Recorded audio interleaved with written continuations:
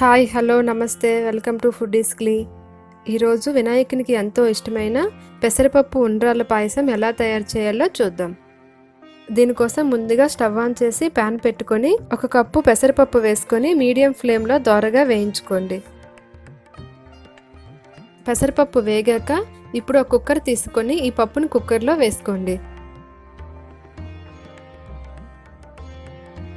Water వేసుకుంటూ ఈ పెసరపప్పుని 3 లేదా 4 సార్లు కడిగి పెట్టుకోండి.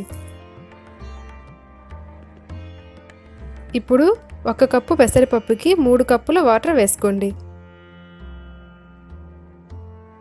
ఇప్పుడు చిటికెడు సాల్ట్ వేసి కుక్కర్ మూత పెట్టి హై ఫ్లేమ్లో 3 విజిల్స్ వచ్చేంత వరకు ఉడికించుకోండి.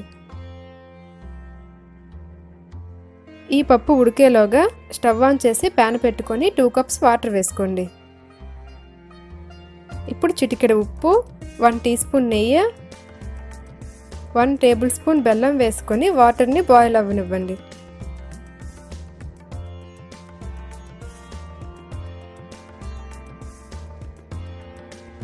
ఈ బెల్లం కరిగి వాటర్ బాయిల్ అయ్యేటప్పుడు గ్యాస్ సిమ్లో పెట్టి 1 కప్పు బియ్యం పిండి వేసుకొని ఉండలు లేకుండా బాగా కలుపుకోండి.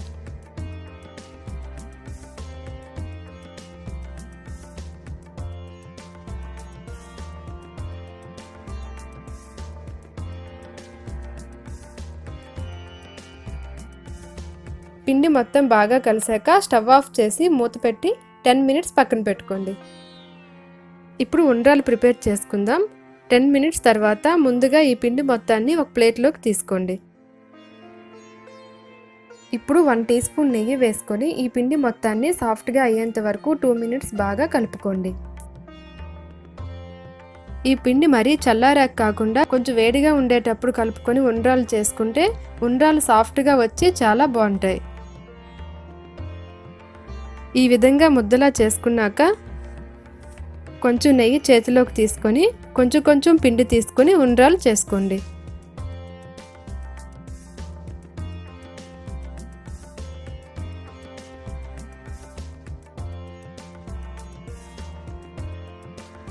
ఇదే విధంగా ఉండ్రాలన్నీ చేసుకోండి.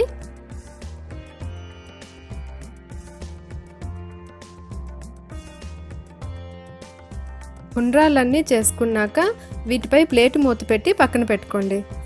ఈలోగా పప్పు ఉడికి ప్రెజర్ అంతా పోయింది. మూత తీసి ఒకసారి కలుపుకోండి. చూసారా, ఈ విధంగా ఉండేలా కుక్ చేసుకోండి. మరీ మెత్తగా ముద్దలా ఉండకూడదు.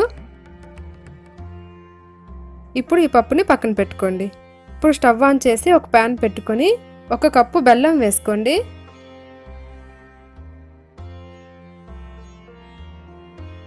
పావు కప్పు వాటర్ వేసుకొని బెల్లం అంతా కరిగే వరకు బాయిల్ అవ్వనివ్వండి.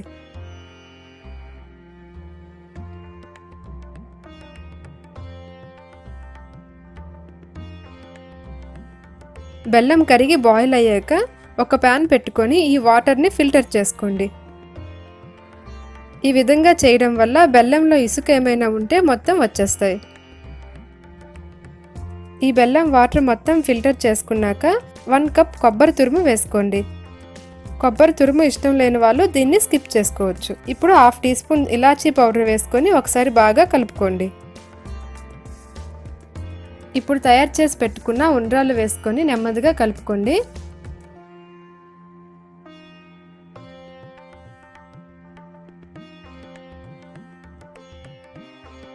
నెమ్మదిగా ఒకసారి కలుపుకున్నాక ఇప్పుడు ఉడికించి పెట్టుకున్న పెసరపప్పులో సగం పప్పు వేసి బాగా కలుపుకొని 1 కప్ వాటర్ వేసుకొని కలుపుకోండి.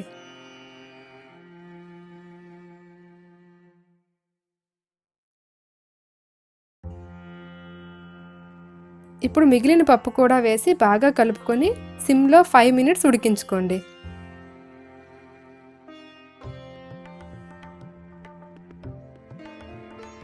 5 మినిట్స్ అయ్యాక మరో పక్క స్టవ్ ఆన్ చేసి చిన్న ప్యాన్ పెట్టుకొని 1 టీ స్పూన్ నెయ్యి వేసి నెయ్యి వేడయ్యాక కొంచెం జీడిపప్పు, కొన్ని రైజిన్స్ వేసి గోల్డెన్ బ్రౌన్ కలర్ వచ్చేంత వరకు ఫ్రై చేసుకోండి.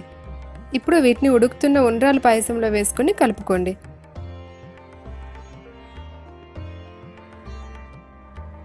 చివరగా 1 టీ స్పూన్ నెయ్యి వేసి బాగా కలుపుకొని స్టవ్ ఆఫ్ చేసుకోండి. వినాయకునికి ఎంతో ఇష్టమైన పెసరపప్పు ఉండ్రాళ్ళ పాయసం రెడీ అయిపోయింది.